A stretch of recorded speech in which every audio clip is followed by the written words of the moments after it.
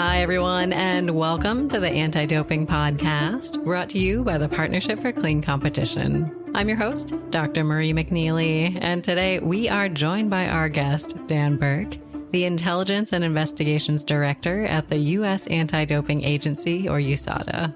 And today, listeners, Dan is going to give us an inside look at USADA's approach, tactics, and tools for anti-doping investigations, including work in the area of cybercrime and online investigations. So, Dan, welcome to the show today. How are you? I am great, Dr. McNeely. Thank you so much for having me on. I listened to the podcast quite a bit, so it's really a pleasure to be a part of it now. Well, we are so excited to have you here today. Thank you so much for listening, of course. And I'd love to give our listeners an opportunity to get to know a little bit about you here in the beginning. So can you share with us, how did you initially get interested in working in these areas of law enforcement, investigations, and cybersecurity, Dan?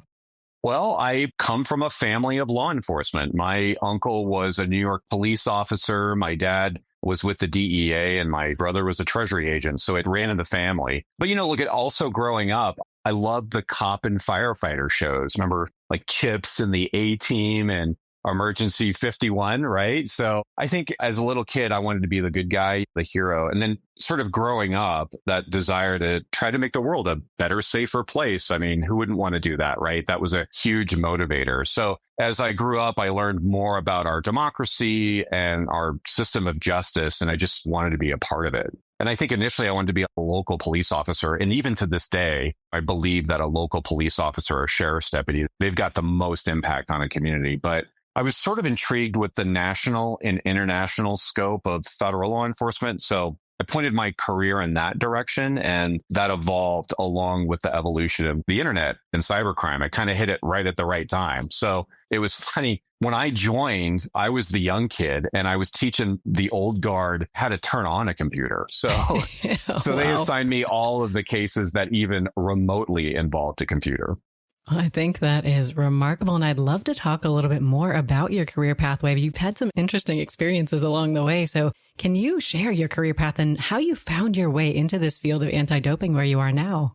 I started right out of college. I was an agent with the IRS Criminal Investigation Division, so I sort of got lucky in that job. And I worked drug money laundering investigations. And then I moved to what was then known as the U.S. Customs Service Office of Investigations. So in addition to working like mostly drug smuggling and money laundering, that's where I found the interest in working in cybercrime. So I've always been interested in computers, but in the mid-90s, computer crime investigators were actually ahead of the cyber criminals. So back then, it was fairly easy to make cases online and identify the people doing it. That's obviously changed to the point where we are today with the advent of things like encryption and cloud hosting, obfuscation services, cryptocurrency, right? All that stuff. But the creation of the Department of Homeland Security in the early 2000s, that changed the U.S. Customs Service. So it merged what was known as the INS back then, the Immigration and Naturalization Service, and that made ICE. And that just wasn't a good fit for me. So serendipitously, at the same time, the FDA, they had recently established its Office of Criminal Investigations, and they were looking for experienced agents to investigate illegal online pharmacies, which at that time began to boom online, and it continues to grow to this day. So I transferred and hit the ground running over there. They hired some really great agents from all agencies, Secret Service, DEA, IRS, postal inspectors, and there was no one working these types of consumer protection cases. So think about like modern day snake oil salesmen, product tampering cases, counterfeit pharmaceuticals. In fact, my first week at FDA, my boss had just seized a warehouse full of counterfeit Lipitor. So counterfeit Lipitor, you don't get the therapeutic benefit. So you're taking a counterfeit pill, you don't even know you're being scammed. So it kind of hit home there. There's food and medical device adulteration cases, and then tainted dietary supplements, which I know a lot of our listeners are familiar with. So think about it, just as a consumer myself, I mean, the work was pretty concerning. But from the standpoint of that little kid that wanted to try and make the world a better, safer place, that work at FDA was exhilarating. Really what FDA regulates, everybody uses: foods, drugs, medical devices, biologic, and all of that stuff is ripe for fraud, especially when that marketplace is global with the internet. And then talking about the internet, that online marketplace extends to the availability of performance enhancing drugs. most of these substances, they're not controlled. Think about like cocaine, heroin, all that. That's controlled substances. So the criminal law is in place to regulate the sale of non-controlled drugs that's enforced by the FDA, not the DEA. So on top of that, there's a tremendous amount of fraud associated with sports supplements, dietary supplements. They're regulated as a food by FDA, so there's no approval process. Companies just do it. So FDA doesn't have the resources to test those products. Sadly, it's not until someone dies or presents at an emergency room that the FDA would actually even know about a product. So it was pretty eye-opening to me just how prevalent that problem was. Supplements containing steroids, designer compounds, some really dangerous stuff like dinitrophenol, DNP, which is on the prohibited list. So, I mean, really immediately upon joining FDA, and I think that was back in 2003, I worked a ton of anti-doping investigations. And that's how I came to know USADA. And then the team at the time, the I&I team, was led by Victor Burgos. Very interesting. So then how did the opportunity come about for you to make that transition from the FDA to USADA? Yeah, Victor went off to greener pastures, and it just happened to be really good timing where I was ready to make a career change. And just, again, that serendipity, I guess, kind of came into a play. And I also am a Colorado native, and it really helps that USADA is based in Colorado Springs. So that was nice. No more worrying about being transferred to Washington, D.C., I guess. Fantastic. Well, let's talk a little bit more about the work that you're doing there at USADA. Can you maybe, Dan, share some background first about just the intelligence and investigations team there at USADA? Yeah, I&I, we kind of call it I&I there globally. It's part of the legal and results management team at USADA. So our intelligence side, that's led by Lorena Rebello. She is awesome. She constantly amazes me at her knowledge of the inner workings of national governing bodies, federations, NATOs. Lorena manages the hundreds of tips we receive annually. Our investigator is John Loney. John is a retired New York police detective. I literally believe he could talk his way into anything. He puts athletes first, for sure. And I think that's the neat approach that he brings to the table. But John has a strong law enforcement network built over many years. So John gets information into the hands of the right people quickly. But really, I mean, as a team, both Lorena and John, they've got such a tremendous amount of knowledge and experience, and they just add that to that results management process. So as far as how we work, we meet formally once a week to game plan our active investigations, upcoming interviews, some of the projects we're working on, and just look at the tips. I mean, the reality is though, we speak multiple times every day just because I&I is dynamic. It's like an ocean of information that's just constantly in motion. But even beyond I&I, the whole of USADA works as a great team. So it's not just a legal and results management team. Right here in Colorado Springs, I can talk to anyone from doping control operations, which is right next door, our science team, education, communications, whereabouts, our TUE folks are here. So I'm constantly talking to them about cases just here in the office, and our programs are really set up to support each other. So honestly, getting stuff done is pretty efficient here. Very cool. And you mentioned, of course, that I&I involves this ocean of information. I think it can be overwhelming sometimes. So can you maybe talk about what is USADA's overall approach to I&I? How do you deal with this ocean of information? It is drinking out of a fire hose sometimes. I've definitely learned that. But the first cultural aspect I learned here is that athlete first mentality, leveling that playing field for clean athletes. But USADA really also stands up for athletes that may have had a positive test or like a whereabouts failure. Kind of an interesting example of that when I first got here, I was talking to Matt Fedorik and his team, and they were getting to the truth through science. He walked me through on how his team tried to understand the possibility of sweat contamination through sports equipment, and they experimented with sweat patches to see if an innocent contamination occurred. So I thought that was a really important aspect to just the I&I process in general. But the bread and butter of our work is interviewing athletes and investigating the who, what, where, and how of an adverse analytical finding. Just as a team, we receive and process a high volume of incoming tips. So we're also proactive in our investigations. We try to understand emerging doping trends and doping substances. And then we also work with law enforcement to help them develop things like Rodchenkov Act violations. Very interesting. And can you share, you mentioned that you have this large volume of tips coming in. How is that information coming into you? Various ways. So Play Clean Tip Center through our website. You can text a tip in. If a call comes in, it goes right to my phone and I'll answer it, sadly, at all hours of the night. But you never know. You got to strike while the iron is hot there. But we pretty much have every avenue you can think of to get in contact with us. All really anyone has to do is go to our websites and all of that information is there. Definitely. Well, it sounds like this information gathering and responding to these tips is perhaps part of your roles and responsibilities. But what else do you do as director of the I&I team there at USADA? Really, my most basic function is just to kind of coordinate all of those activities, whether it's managing our interview schedules or reading investigative and intelligence reports. A big part of it is connecting investigative dots with intelligence. So like ensuring our tips are reviewed by the team. I speak with whistleblowers and witnesses a lot and generally gathering information. And there's kind of two types, right? There's those tactical, which would be like kind of a case specific information, but also strategic information to kind of stay on top of those doping trends. I also manage our digital forensics capabilities and then lead our law enforcement efforts, our outreach efforts. So I manage those relationships and then the information exchange that we have with law enforcement, other NADOs, that sort of thing.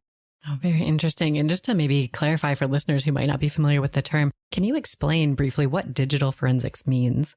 It's the gathering of evidence on a digital device. So that's your phone or a laptop, or it could be the Internet of Things. I mean, not necessarily in this case, but even refrigerators and cars have data. Everything holds data right now. And that information is pretty good as far as proving or disproving facts in a particular case. And so over here at USADA, if there's a case where an athlete wants to provide voluntarily, of course, their phone or a laptop for imaging, or we have online evidence that we need to grab and kind of hold in a forensically sound manner, like digital evidence that we can present in court or in an arbitration hearing. I mean, that's kind of ultimately the goal, to preserve that digital evidence and then be able to present it later in the same state that it was collected in, if that makes sense. Definitely. That's very helpful. And we talked through some of the different experiences you've had along your career journey. And I think there are probably some parallels that you've experienced as well as perhaps some differences. Looking at your previous positions, now comparing it to your role here at USADA, maybe particularly thinking about that division chief role at the FDA. So can you talk about what are some of these parallels and maybe differences that you see? Yeah, I am constantly amazed at the similarities. In fact, I was in a meeting with law enforcement at the U.S. Attorney's Office recently, and the setting and the topic was so familiar to me. I had to remind myself that I don't work for the government anymore, but the goals are the same. The products and compounds are the same. The method of manufacture and distribution is the same. And much of the investigative workflow with legal counsel is the same. The difference here is the authority when it comes to doping conspiracies. I just can't gather evidence and write a search warrant or serve a subpoena or make an arrest. I've got to first educate law enforcement on USADA and the water code, and then oftentimes the Rodchenkov Act, and work with them to coordinate the investigation so they can do their job. What's interesting about information that comes from a positive test is our ability then to identify illicit and tainted products and provide that consumer protection information to the right agency, to FDA, to DEA, or even state health authorities. So that's a kind of a side benefit of positive tests and the information that we obtain.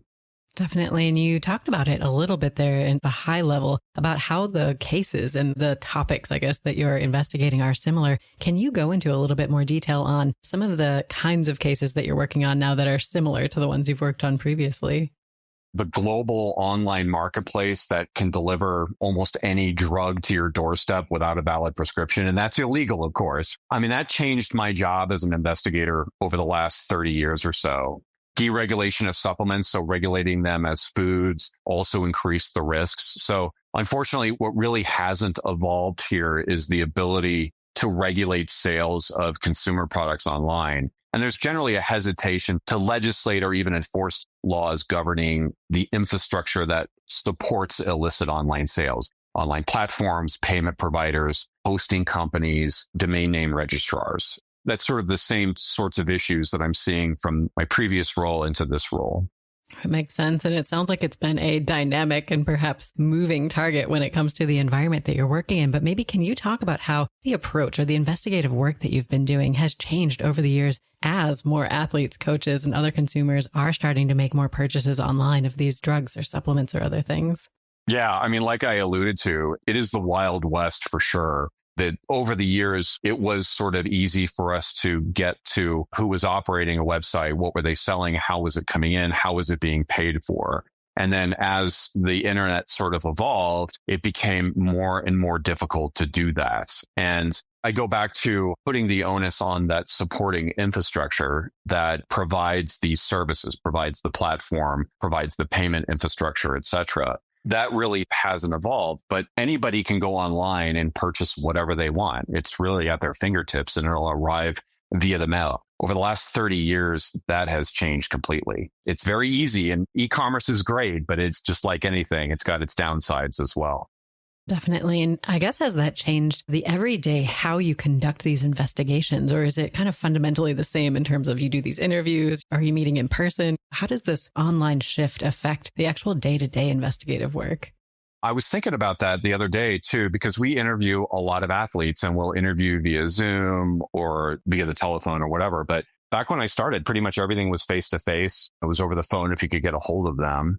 The investigative landscape has definitely changed. So the ability to connect and talk to people, even though it may seem like that, saying different because we do a lot of texting and very quippy type of communication. But as an investigator, it's somewhat easier to connect with people one-on-one. The thing is, athletes, when I contact an athlete, they all know who USADA is and what we're trying to do. If it's not an athlete or athlete support person, then there's that learning curve of, okay, this is who USADA is, and this is what we're trying to accomplish. So you have to kind of educate them on who you are, first of all. And as you mentioned, anyone can go online and make these purchases of a variety of different kinds of products. So what do you see as some of the biggest risks, Dan, for athletes specifically who are purchasing supplements, medications, or similar kinds of products from a diverse array of online vendors that there are out there today? I think athletes take a real risk purchasing supplements, especially supplements that aren't third-party certified. And even then, we've seen counterfeit third-party labels. Look, all right, I'll purchase online direct from the manufacturer, but there's always the risk of things like typo squatting, copycat websites. With drugs, to me, athletes take a deadly risk purchasing online, especially injectable drugs. There's just no guarantee that they're getting the drug with the correct active pharmaceutical ingredient, the right dosage, one that doesn't contain contaminants. Counterfeit medicines are everywhere online. I worked so many cases involving counterfeit pharmaceuticals. One that just comes to mind was a case where a counterfeit injectable, but it only contained tap water and mold. Oh my goodness. So you certainly weren't getting the benefit, but there's been a number of cases over the years, even in regulated compounding pharmacies, where deaths have occurred because the manufacturing process was corrupted. So supplements are bad enough, but when it comes to drugs, that is a huge, huge risk that I just don't think is worth taking. Definitely. And I think it's easy to sort of take these things for granted if you're just making maybe an Amazon purchase or something like that. Sure. Maybe even a CVS online when you're just getting your daily vitamins. What sort of things can people look for or strategies should they have to make this process safer? Purchasing online, you're right. Go to a trusted source and try to validate that it's a trusted source. I know in the pharmacy world, a lot of domain names were a domain name .com, .net, .org. But there's also the .pharmacy domain name, and I'm pretty sure that that's run by the National Associations of Boards of Pharmacy. So typically when you look at the URL up in your browser and it ends in .pharmacy, that's typically going to be a state licensed pharmacy, and not in every case, but in most cases. That's one check, but just being savvy, if it doesn't look right, you have to really kind of use your investigative instincts online to know what you're getting. But it's convenient. I mean, it's delivered right to your door. I'm a big online consumer myself, and I've been scammed. I'll be the first to admit, working in online investigations for as long as I have, I've actually been scammed too. So it can happen to anybody. Absolutely. And I guess from an investigative perspective, maybe shifting from the consumer perspective, how do you go about starting to identify who is behind an online retailer that maybe is suspected to be operating illegally or maybe to have potentially supplied an athlete with a product that contains a prohibited substance? Dr. McNeely, that's a trade secret. I don't know if I should get into that. No, there's no easy button when it comes to identifying who's behind a site selling illicit substances. Mm-hmm. In geek terms, that's known as attribution. Who's actually behind whose fingers are on the keyboard. really that is a skill that's a combination of following and understanding digital breadcrumbs, if you will, and then kind of just knowing in general also how e-commerce works. And that's where you get into really good cybercrime investigators kind of understand what really is important and what's not when you're dealing with just vast amounts of data. Absolutely. And I think your job has become progressively more difficult over time with some introductions of consumer safety privacy measures. So can you talk about what is GDPR for listeners who might not have heard the acronym, and how has this impacted how you can go about your cyber sleuthing? Yeah, the general data protection regulations of the EU. So the European Union passed this very good privacy law that really helps a lot of us maintain privacy online. As an investigator, though, it was like, oh, all that good stuff is going away, right? Just one of the real simple things. And maybe a lot of people know this, I'm not sure. But in general, when you have a domain name like google.com or pcc.org or USADA.org, for example, you could easily do what was called a who is search and look up who actually owned that domain name. And that would kind of help you validating. Think about that with an online pharmacy or an online vendor. It's kind of nice to know who actually owns that particular domain name or that particular site. And that helps with just the kind of due diligence that people do. Well, GDPR sort of took that all away. So all of that good information that would help us connect the dots went away. And that's just kind of one example of how that particular law made cybercrime fighting and online crime fighting just a little bit more difficult. But there is a greater good involved in all of that. So you kind of have to take a step back and understand that as well. But I would say that our investigators do a good job of, all right, well, that's gone. Let's try to figure out other ways to get the information that we need to ultimately go towards that goal of attribution. Definitely. And I think all this background information that you've provided really helps put it into context and helps us think through. But do you have a sample case that you can walk us through just to illustrate how this whole process works and perhaps give us some sense of a timeline?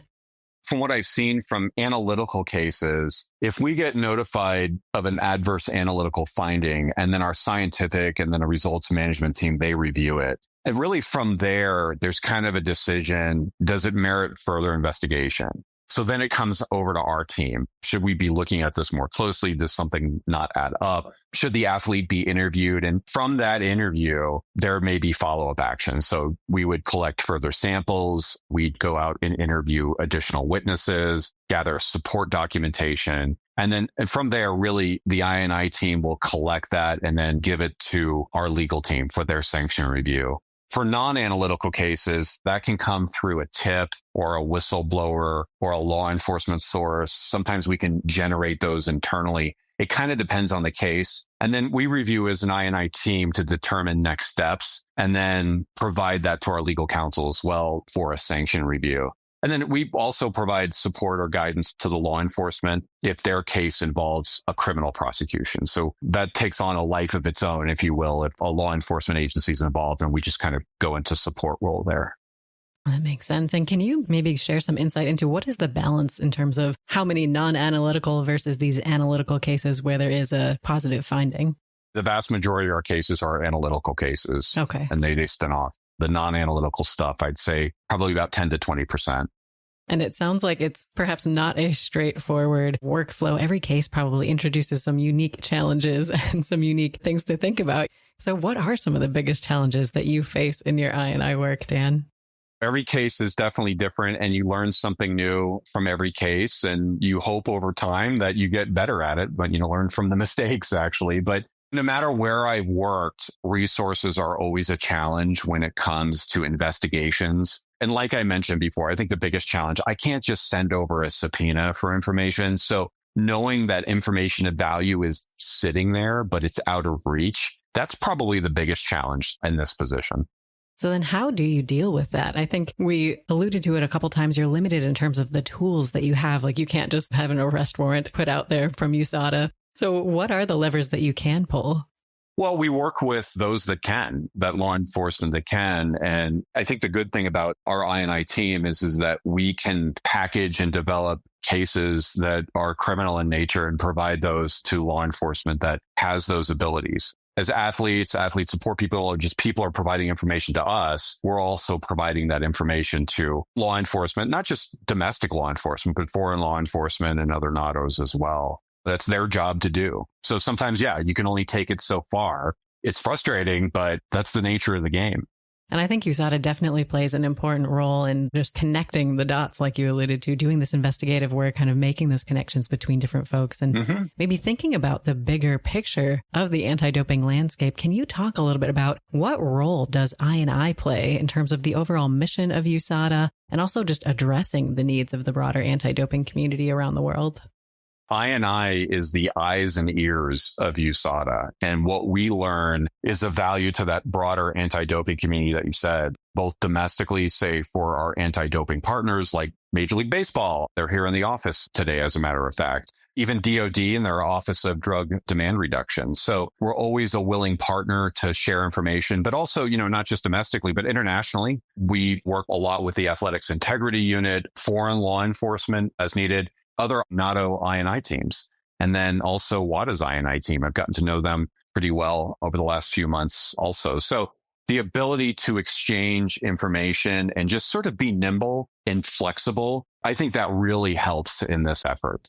Absolutely. And I think anti-doping in general is a collaborative effort that requires input from a lot of different stakeholders. You mentioned just some of the folks that you work with. Can you maybe give us some examples of how you work with, whether it's NATO's law enforcement, researchers, or funding organizations and others?